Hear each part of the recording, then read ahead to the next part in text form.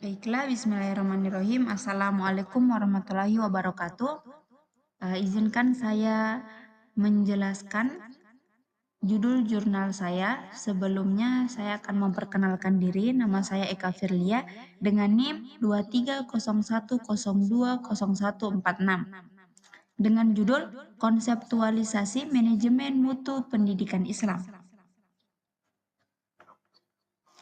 Manajemen bukan hadir di ruang hampa. Menurut Peter Drucker yang lahir pada tahun 1977, salah seorang manajemen yang menyatakan bahwa manajemen merupakan fungsi sosial yang tertanam dalam tradisi, nilai-nilai kebiasaan, kepercayaan, dan dalam sistem pemerintah serta politik. Manajemen dibentuk oleh kebudayaan dan sebaliknya, manajemen dan para manajer membentuk kebudayaan dan masyarakat. Di sini pembahasannya yang membahas tentang konseptualisasi manajemen. Dalam seluruh aspek kehidupan, sangatlah diperlukan manajemen, dan sampai kapanpun manajemen tidak akan terlepas dari kehidupan kita. Sebuah organisasi, perusahaan, maupun instansi dan lembaga lainnya membutuhkan manajemen untuk pencapaian tujuan yang diharapkan dan pastinya direncanakan. Manajemen mutu adalah ketika sebuah perusahaan memastikan menyelesaikan semua tugas dan produksinya dengan cara tertentu untuk memastikan tingkat keunggulan tertentu. Kerangka dasar manajemen mutu pendidikan Islam secara umum tidak dapat dilepaskan dari pengelolaan yang meliputi perencanaan, pengorganisasian, penerapan, dan pengevaluasian. Proses ini akan melahirkan budaya kerja organisasi pada kelembagaan pendidikan atau philosophy of management yang berorientasi pada mutu pendidikan Islam. Ada beberapa tujuan yang harus dicapai, yaitu goal, need, desire. Oleh karena itu, perbaikan mutu dalam pendidikan Islam terus-menerus dikembangkan dengan melibatkan semua stakeholder, baik dari internal maupun eksternal organisasi.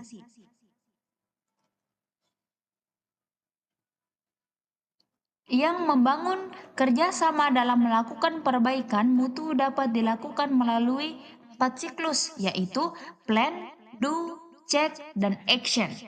Jadi ketika di sini plan di sini adalah perencanaan. Do adalah apa yang dia lakukan, dan check di sini adalah memeriksa atau memperbaiki. Dan yang terakhir di situ action itu adalah melakukan atau bertindak sesuai apa yang telah diperbaiki. Nah, jadi ketika kita sudah di tahap atau di siklus action, kita akan melakukan apa tujuan utama yang apa tujuan utama dari siklus tersebut.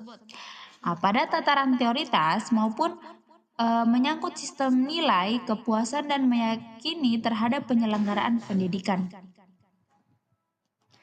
Secara universal, manajemen mutu pendidikan Islam lebih berorientasi pada pandangan hidup manusia.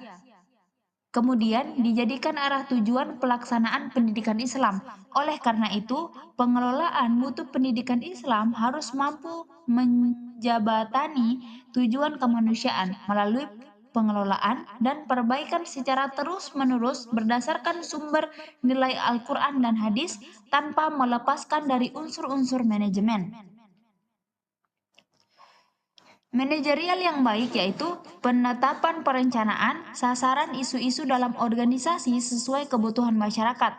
Oleh karena itu, manajemen mutu pendidikan Islam merupakan dataran yang strategis untuk meningkatkan kualitas pengolahan dibanding pendidikan pada setiap jenjang dan jenis pendidikan, dari pendidikan dasar sampai pendidikan tinggi sesuai dengan kebutuhan pasar. Demikianlah konseptualisasi manajemen mutu pendidikan Islam ini perlu memiliki kerangka konseptual yang berupa perencanaan strategi dengan analisis strategi dengan berbagai macam pendekatan yang antara lain membangun budaya iklim kinerja. Yang kedua, kesesuaian dengan spesifikasi. Yang ketiga, daya tahan. Yang keempat, serviceability. Yang kelima, estetika. Jadi kesimpulannya di sini, oleh karena itu, filsafat manajemen mutu pendidikan Islam tersebut merupakan wilayah dalam mengkonstruksi mutu pendidikan Islam berdasarkan nilai-nilai Al-Quran dan hadis melalui pemikiran yang mendalam, rasional dan menyeluruh.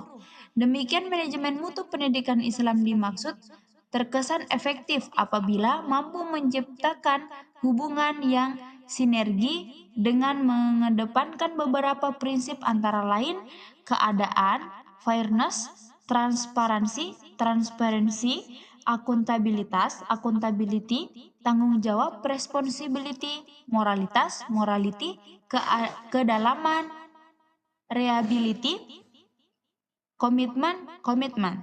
Oke.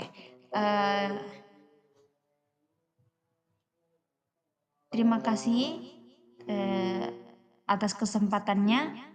Mungkin hanya ini yang dapat saya sampaikan. Billahi taufiq wal hidayah. Wassalamualaikum warahmatullahi wabarakatuh.